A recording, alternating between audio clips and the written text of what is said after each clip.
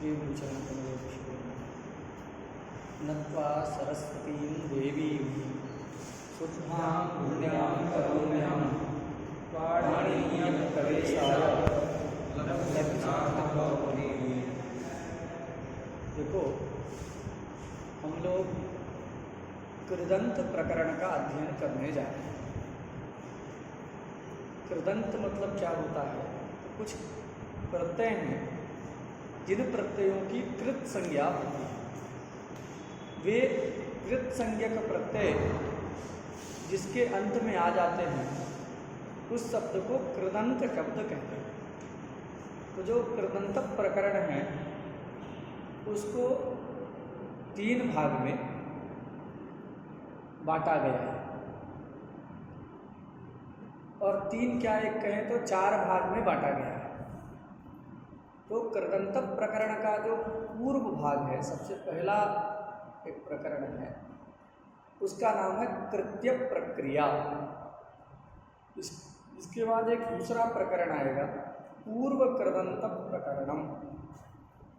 फिर एक मध्य में प्रकरण है उणादि प्रकरणम।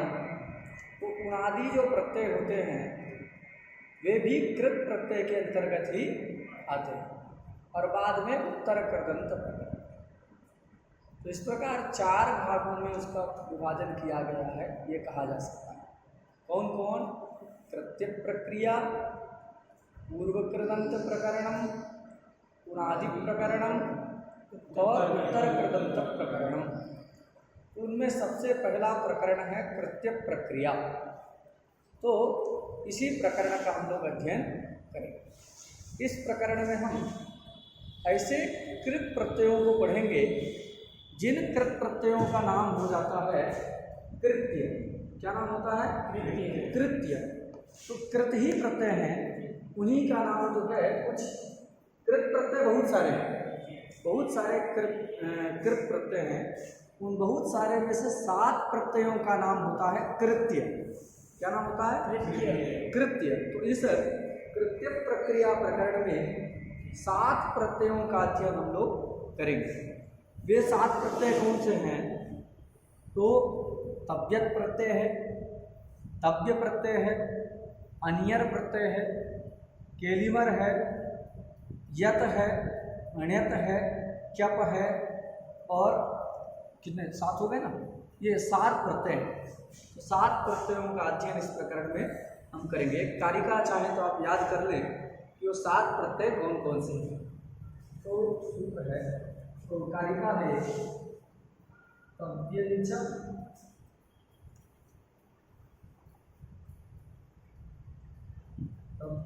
तव्यपंचैव,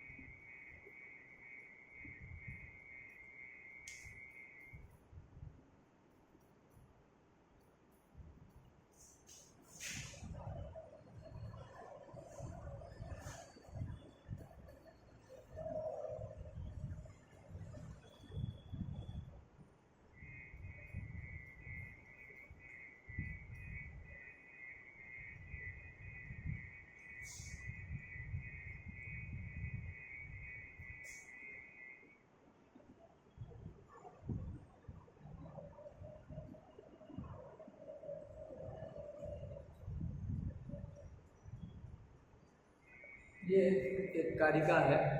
इसमें बताया गया है कि 7 प्रत्यय होते हैं जिनको हम किस नाम से जानते हैं? कृत्य नाम से जानते हैं। तो 7 कौन कौन से? तो देखिए, तो तव्य प्रत्यय। क्या प्रत्यय है? पहला हो गया तव्य प्रत्यय, और दूसरा प्रत्यय है तव्यत। कौन प्रत्यय है? तव्यत प्रत्यय। और तीसरा प्रत्यय है अनियत, और चौथा है केलिमर, तथा 5वां प्रत्यय है यत। ये 6ठा नंबर का है अण्यत, और एक प्रत्यय है क्यप। तो इस प्रकरण में कितने प्रत्ययों को हम पढ़ेंगे? 7 प्रत्यय। कौन कौन? तव्यत, तव्य, तव्यत्, अन्यत्, किन्नर, यत्, यत्, यज्ञप। इन 7 प्रत्ययों को हम लोग पढ़ेंगे। इन 7 प्रत्ययों का ही नाम क्या है? कृत्य नाम। इन 7 प्रत्ययों की ही कृत्य संज्ञा होती है। तो इन प्रत्ययों का प्रकरण हम पढ़ने जा रहे हैं। इसका नाम है कृत्य प्रक्रिया। अब ये हम जान गए कि इनका अध्ययन हमको करना है। अब इस प्रकरण को समझने से पूर्व कुछ हमको व्यवस्था बना लेना चाहिए। देखिए, हम कोई भी कार्य करते हैं, कोई एक बड़ा काम करना होता है तो पहले क्या कर लेते हैं? उसकी तैयारी करके रखते हैं कि नहीं? घर में शादी विवाह कुछ हो तो व्यक्ति पहले से सब तैयारी करने लग जाता है। तो यहाँ पर भी हमको कृत्य प्रक्रिया समझना है। तो कृत्य प्रक्रिया समझने के लिए कुछ व्यवस्था पहले से करके रख लेना चाहिए। भाई क्या व्यवस्था करना है? तो कुछ उपयोगी जो सामग्री है, इसके प्रकरण के उपयोगी कुछ विषय है, उस विषय को ठीक से समझ लेना चाहिए, जिससे इस प्रकरण को समझने में हमको आसानी हो। तो समझने के लिए कुछ सूत्र ग्रंथकार ने बताए। प्रत्यय करने वाले और सूत्र आगे आएंगे, लेकिन उससे पहले कुछ इस प्रकरण के उपयोगी सूत्रों का उल्लेख किया गया। उनमें से पहला सूत्र है धातोः। क्या सूत्र है? धातोः, यह सूत्र है। अब ये धातोः सूत्र कहाँ का है? इसकी संख्या देखिए, 3रे अध्याय का है कि नहीं? और पहले पाद का 91वें नंबर का कहाँ का है? यही है जी, 3रे अध्याय के पहले पाद का 91। हाँ, तो धातु सूत्र है 3रे अध्याय के पहले पाद का 91वें नंबर का सूत्र है ये धातु सूत्र। अच्छा, अब ये संख्या बताने की जरूरत क्या है? सब जगह संख्या बताएंगे ये जरूरी नहीं है। यहाँ इसकी संख्या जानना आवश्यक है, इसलिए आपको ये स्मरण रखना चाहिए। धातु सूत्र की संख्या क्या है? 3, 1, 91। 3रे अध्याय के पहले पाद का 91वें नंबर का ये सूत्र है। अब हम लोग जानते हैं कि व्याकरण में 6 प्रकार के सूत्र होते हैं। संज्ञा, परिभाषा, विधि, नियम, अतिदेश, अधिकार, ये सब जो है 6 प्रकार के सूत्र होते हैं। उन 6 प्रकार के सूत्रों में से ये जो धातु सूत्र है अधिकार सूत्र है। कैसा सूत्र है ये? अधिकार सूत्र। तो अधिकार का मतलब क्या होता है ये हमको पहले समझना चाहिए, और इसका हम उपयोग कैसे करेंगे ये भी हमको समझना है। तो अधिकार का मतलब होता है उत्तरवर्ती सूत्रों के साथ संबंध होना। उत्तरोत्तर संबंधोधिकार। अधिकार किसको कहते हैं? उत्तरोत्तर संबंधोधिकार। तो जो उत्तर उत्तर वाले सूत्र हैं, जो बात ना आए उसको लिखते रहिएगा। तो हम सभी लिखेंगे, हर वाक्य लिखेंगे तो बड़ा समय लगेगा। उत्तरोत्तर संबंधोधिकार, जो उत्तर उत्तर वाले सूत्र हैं उन सभी सूत्रों के साथ संबंध होना ही क्या है? अधिकार। धातु कैसा सूत्र है? अधिकार। इसके उत्तर वाला सूत्र कौन होगा? 92वें नंबर का, 93वें नंबर का, 94, 95, ऐसे जो संख्या वाले सूत्र आएंगे वो सब इसके उत्तर वाले सूत्र कहते हैं। और ऐसे उत्तर उत्तर प्रत्येक सूत्र में इसका संबंध होगा, क्योंकि अधिकार का मतलब ही है उत्तरोत्तर संबंधः अधिकारः। लेकिन ये संबंध की एक कोई सीमा होती है, अधिकार की एक कोई सीमा होती है। अभी हमारे यूपी के जो सीएम हैं उसकी सीमा कितनी है? यूपी में अपना काम कर सकते हैं, बाहर कोई स्वीकार करेगा? वहाँ वो कोई नियम लागू कर सकते हैं? क्यों? क्योंकि उनका अधिकार क्षेत्र क्या है? सीमित है, केवल उत्तर प्रदेश है। उसी प्रकार कोई भी अधिकार होता है तो अधिकार का एक क्या होता है? एक दायरा होता है, एक सीमा होती है, एक अवधि होती है। उतने अवधि में ही वो काम करेगा, उसका उतना ही अधिकार होगा। ये धातु सूत्र भी अधिकार सूत्र है, तो निश्चित इसकी भी कोई ना कोई क्या होगी? अवधि होगी, कोई ना कोई इसकी सीमा होगी। तो प्रश्न होगा कि ये धातु सूत्र का अधिकार कहाँ से चलेगा? 3, 1, 91 से लेकर के बाद वाले सूत्रों में चलेगा। लेकिन आखिर कहाँ तक? क्या पूरे 8वें अध्याय तक जाएगा अथवा कुछ कम तक जाएगा? कम तक जाएगा तो फिर कहाँ तक जाएगा? इस प्रकार अवधि के विषय में आकांक्षा होती है कि आखिर इसकी अवधि क्या है, सीमा क्या है। तो देखो इसकी सीमा कितनी है, तो देखिए ये तीसरे अध्याय का सूत्र है, और हम जानते हैं कि व्याकरण में प्रत्येक अध्याय में कितने पाद होते हैं, 4 पाद होते हैं। तो जो तीसरे अध्याय का चौथे पाद का जो अंतिम सूत्र होगा, कैसा सूत्र, अंतिम सूत्र होगा, वहां तक इसका अधिकार जाएगा। कहाँ तक जाएगा, तीसरे अध्याय के चौथे पाद का अंतिम सूत्र, मतलब तीसरे अध्याय की पूरी समाप्ति जब तक नहीं होती तब तक धातुओं का अधिकार रहेगा। और जैसे तीसरे अध्याय की समाप्ति हुई, चौथा अध्याय प्रारंभ होगा, तो इसका अधिकार क्या हो जाएगा, खत्म।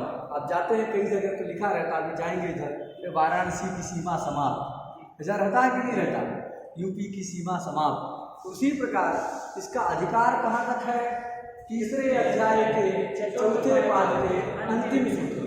अब इतना ना कहकर के एक शब्द में कहना, तो तृतीय अध्याय के समाप्ति तक है, कहाँ तक अधिकार है इसका, तो तृतीय अध्याय की परिसमाप्ति तक इसका अधिकार है। चौथे अध्याय के प्रारंभ होते ही इसका अधिकार क्या हो जाता है, समाप्त हो जाता है। इसकी अवधि जो है तीसरे अध्याय तक ही है। इतनी बात समझ आ गई। तो धातु प्रत्येक जो सूत्र हैं 3, 1, 91 से लेकर के जो तीसरे अध्याय के समाप्ति तक जितने सूत्र हैं, सभी सूत्रों में कौन जाएगा, ये पद चला जाएगा। अधिकार सब जगह सभी सूत्रों में धातु पद की उपस्थिति हो जाएगी। सबके साथ, सभी सूत्र के साथ धातु पद का संबंध हो जाएगा। बात सुनाएगी कि नहीं? तो अब ये देखो धातु पद कैसा है, तो पंचमी के एक वचन का रूप, कहाँ का है, पंचमी के एक वचन का रूप है धातु हो। अब ये जो धातु है, ये अधिकार तो है, ये हम समझ गए, कहाँ तक अधिकार है ये भी हम समझ गए। ये धातु अधिकार करने की जरूरत क्या है, आखिर ये अधिकार बनाया क्यों गया? तो देखो तीसरे अध्याय के एक सूत्र प्रत्यय, क्या सूत्र है, प्रत्यय। ये प्रत्यय भी एक अधिकार सूत्र है। कहाँ का है, 3, 1, 1, 3, 1, 1, तीसरे अध्याय के पहले पाद का पहला सूत्र है प्रत्यय। ये भी अधिकार सूत्र है। तो अधिकार सूत्र है प्रत्यय, तो सब उत्तर वाले सूत्रों में जाएगा। कहाँ तक जाता है, तो ये 5वें अध्याय की समाप्ति तक जाता है। कहाँ तक जाता है, 5वें अध्याय की समाप्ति तक है, 5वें अध्याय के समाप्ति तक। कहाँ तक जाता है, 5वें अध्याय के समाप्ति तक ये जाएगा प्रत्यय। तो प्रत्यय का विधान किया जाएगा। ये पता चलता है कि तीसरे अध्याय से लेकर के 5वें अध्याय तक जो सूत्र हैं, उन सूत्रों के द्वारा क्या किया जाने वाला है, प्रत्ययों का विधान किया जाने वाला है। तो जो प्रत्ययों का हम विधान करेंगे तो उसको क्या चाहिए, प्रकृति की आकांक्षा होती है। भाई प्रत्यय आएगा तो प्रत्यय कहाँ आएगा, तो एक दूसरा सूत्र है इसके नीचे का 3, 1, 2 का सूत्र है परश्चात। क्या सूत्र है, तो जो भी प्रत्यय होता है वो कहाँ होता है, पर में होता है। कोई भी हम प्रत्यय करेंगे तो क्या होगा, पर में होगा, प्रकृति से पर में होगा। तो प्रकृति क्या है, प्रत्यय तो करेंगे, उन सभी सूत्रों से प्रत्ययों का विधान होगा। वो प्रत्यय आखिर किसके बाद में जाके बैठेंगे, सुख के बाद में बैठेंगे, सुबंत के बाद में बैठेंगे, कि प्रातिपदिक के बाद में जाएंगे, आखिर किसके बाद में उन प्रत्ययों की स्थिति होगी, किस प्रकृति से पर में प्रत्यय का विधान किया है। क्योंकि प्रत्यय का भी अधिकार है, परश्चा का भी अधिकार है। किसका है,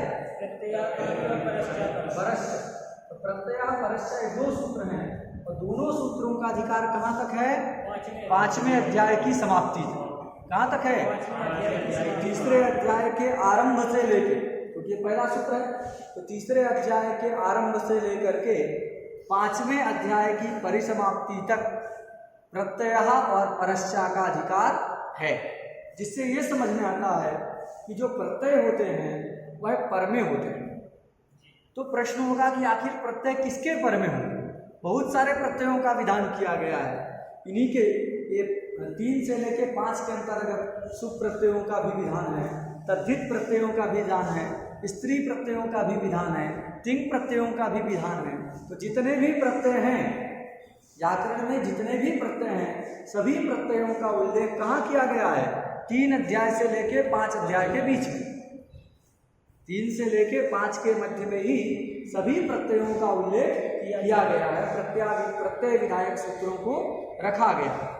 तो आखिर कौन सा प्रत्यय किससे पर में होगा, ये व्यवस्था बननी पड़ेगी ना। तो यहाँ ये धातुओं का अधिकार जाएगा जो कि प्रकृति को बताए। जिसके बाद में प्रत्यय आता है उसको क्या कहते हैं? प्रकृति कहते हैं।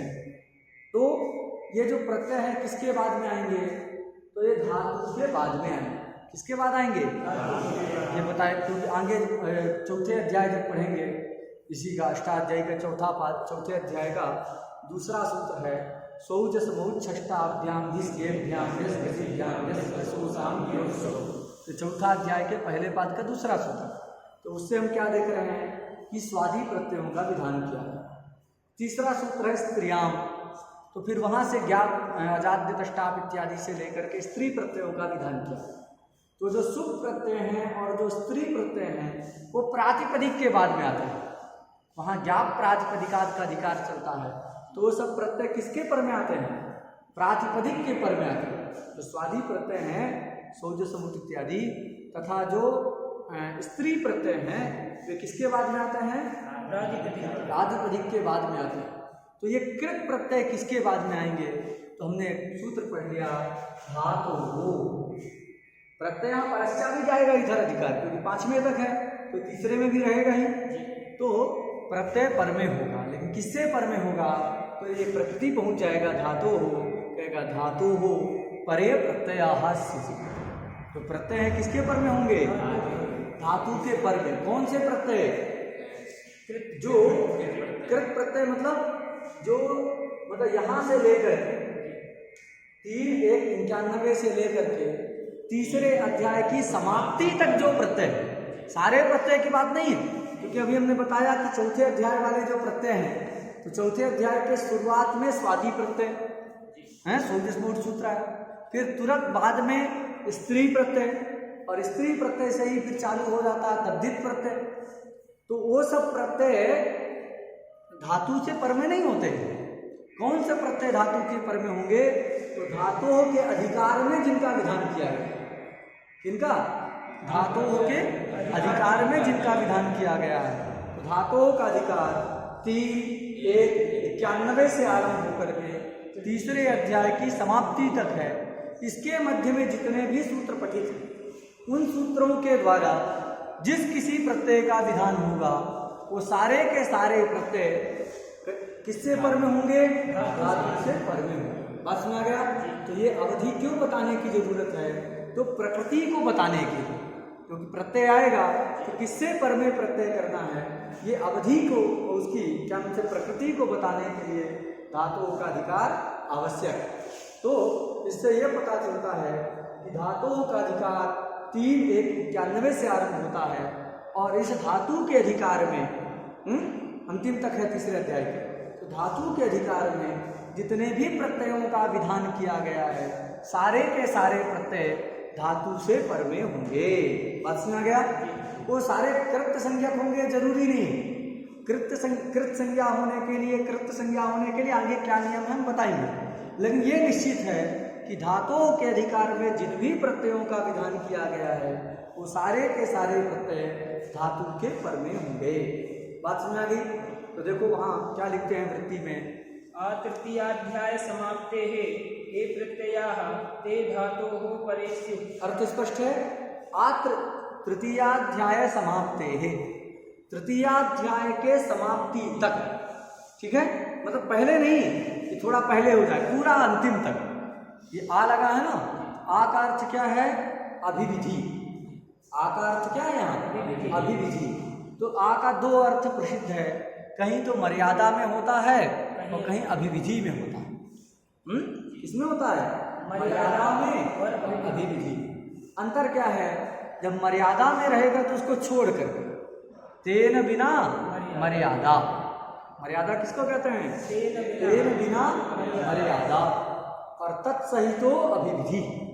उसके साथ, जैसे हम कहें आ पाटली पुत्रार, अच्छा लिख रहे हो लिखो, तेन बिना मर्यादा, तेन बिना मर्यादा, और तत्सहितो अभिविधि, तत्सहितो अभिविधि, ये रिकॉर्ड कर रहा है ना, दिख रहा है लिखा हुआ, चल, तेन बिना मर्यादा तत्सहितो अभिविधि, मतलब समझो, देखो हमने प्रयोग किया, आ पाटली पुत्रात् वृष्टिरभूत, क्या प्रयोग हुआ, आ पाटली पुत्रात् वृष्टिरभूत, आ लगा दिए हैं कि नहीं, तो आ पाटली पुत्रात् वृष्टिरभूत में आ का क्या मतलब है, देखो अगर आ का अर्थ लेंगे मर्यादा, तो क्या निकलेगा, उसका अर्थ क्या होगा कि पाटलिपुत्र के बिना, मतलब ये यहाँ से पाटलिपुत्र समझो चालू हो रहा है, तो कहाँ तक वृष्टि हुई, इसके पहले तक, यहाँ तक हुई, इसमें नहीं गई,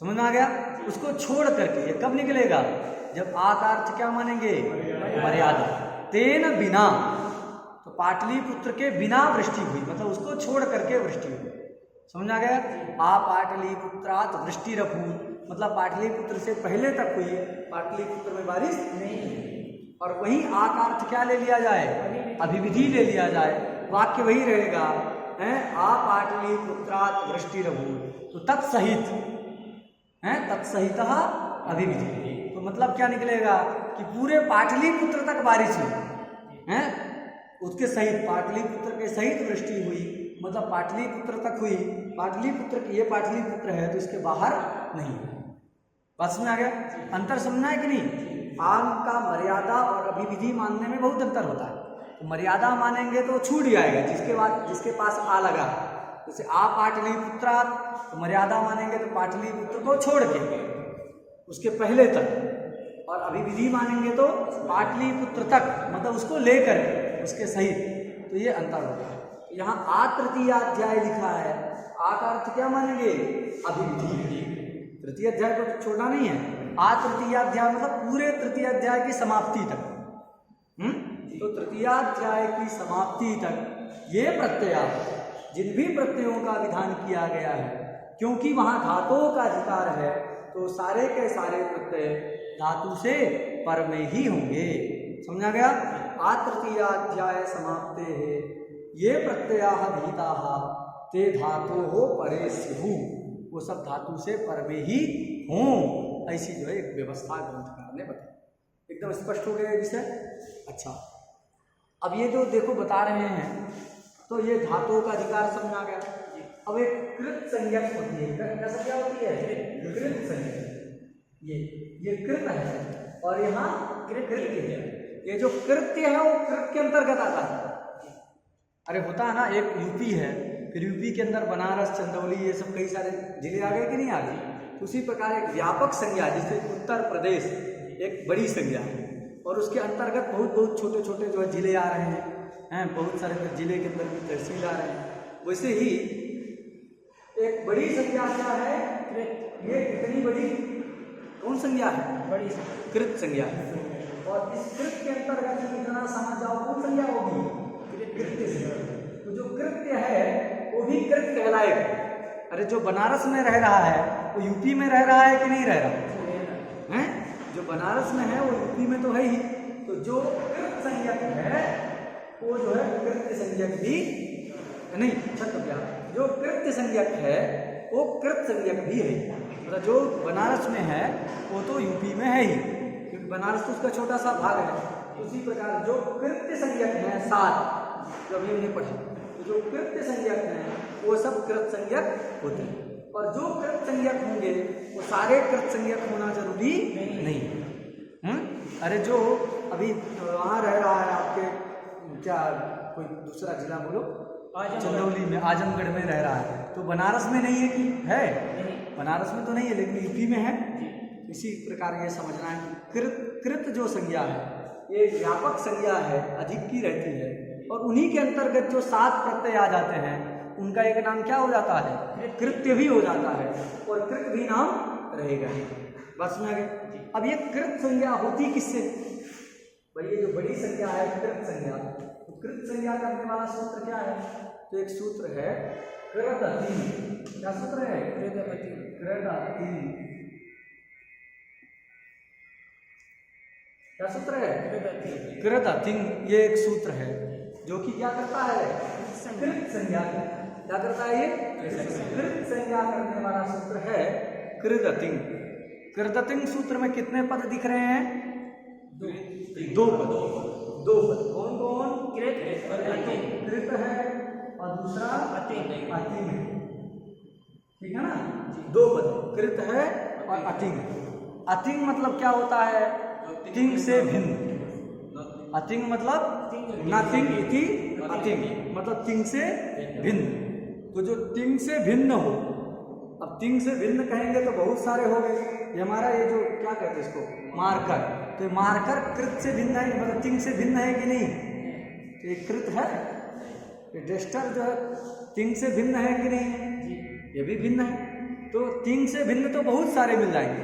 बहुत सारे मतलब तिप तस जी, ये जो 18 प्रत्यय हैं, इनको छोड़ के जितने भी दुनिया में शब्द हैं, जितने भी प्रत्यय हैं, जितनी भी वस्तु है, वो सब तिंग भिन्न हो गया कि नहीं? तो तिंग भिन्न केवल नहीं कहे, उसको क्या समझना चाहिए? तिंग से भिन्न हो और तिंग की तरह। यहाँ न्याय हुआ है ना, नथिंग इति अतिंग। तो दो प्रकार का न्याय होता है, प्रसज्य और पर्युदास। दो न्यौ समाख्यातौ पर्युदास प्रसज्यकौ। दो न्यौ समाख्यातौ। सब लिखेंगे तो बड़ा समय लगेगा। दो न्यौ समाख्यातौ। सुन के लिख दोगे ना जी? जी। काहे लिख रहे हैं? दो न्यौ समाख्यातौ पर्युदास प्रसज्यकौ। पर्युदास प्रसज्यकौ। तो दो प्रकार के नियम होते हैं, एक तो पर्युदास और एक प्रसज्य। कितने प्रकार के होते हैं? दो, पर्युदास और प्रसज्य। दो न्यौ समाख्यातौ पर्युदास प्रसज्यकौ। ठीक है? अंतर क्या होता है? पर्युदासः सदृग्राही, प्रसज्यस्तु निषेधकृत। जब प्रसज्य नहीं करते, पर्युदासः सदृग्राही प्रसज्यस्तु निषेधकृत, तो पर्युदास करते हैं तो सदृश अर्थ का बोध कराता है। किसका बोध कराता है? तत्सदृश का बोध कराता है। और जब प्रसज्य मानते हैं तो केवल निषेध करता है। तो यहाँ न्याय है, तो अगर इसको प्रसज्य मान लिया जाएगा तो अर्थ होगा तिंग नहीं होना चाहिए, बस इतना, तिंग नहीं होना चाहिए। अभी हम क्या मान रहे हैं? पर्युदास मान रहे हैं, कहे तिंग के सदृश होना चाहिए। तिंग ना हो लेकिन क्या हो? तिंग के सदृश होना चाहिए। तो तिंग के सदृश कहना पड़ेगा, क्योंकि तिंग भिन्न कर दोगे तो तिंग से भिन्न तो बहुत सारे हैं, इसलिए कहेंगे तिंग भिन्न हो और तिंग के सदृश हो। यह अर्थ कब निकलेगा? जब यहाँ पर पर्युदास मानेंगे। क्या मानेंगे? पर्युदास मानेंगे तो यह अर्थ निकलेगा। तो क्या अर्थ हो जाएगा? तिंग भिन्न तिंग सदृश, तिंग भिन्न और तिंग सदृश।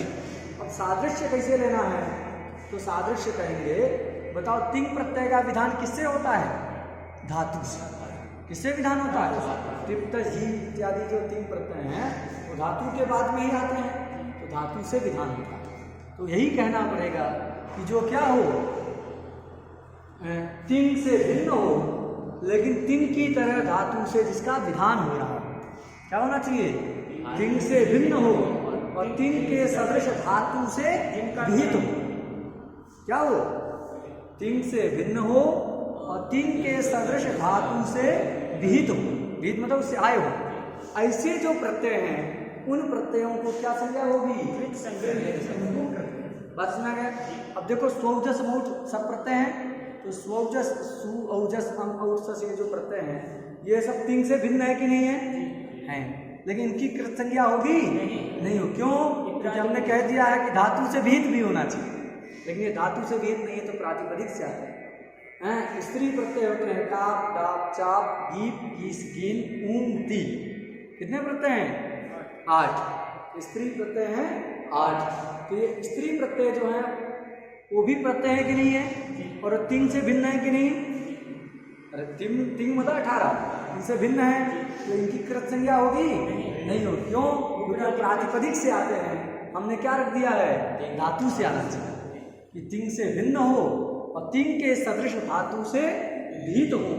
ऐसे जो प्रत्यय हैं उन प्रत्ययों को क्या कहते हैं, कृत कहते हैं। मतलब समझ आ गया? धातु से विहित का होना धातु के अधिकार में विहित हो, ठीक है, धातु के अधिकार में विहित हो और तिंग से भिन्न हो, ऐसे जो प्रत्यय हैं उनको क्या कहते हैं, कृत कहते हैं। तो ये इसका अर्थ भी समझ गए। सूत्र क्या है, क्या करता है, कृत संज्ञा करता है। किनकी करता है, हैं? कृत संज्ञा किनकी करता है, तिंग भिन्न तिंग सदृश धातु से विहित प्रत्ययों की। क्या कहना है, तिंग भिन्न तिंग सदृश धातु से विहित प्रत्ययों की कृत संज्ञा करता है। बात समझ आ गया? तो कृत संज्ञा को भी हम लोगों ने कृदतिंग इस सूत्र के द्वारा कृत संज्ञा हो जाती है। ठीक है, चलो कितना समय हो गया क्या?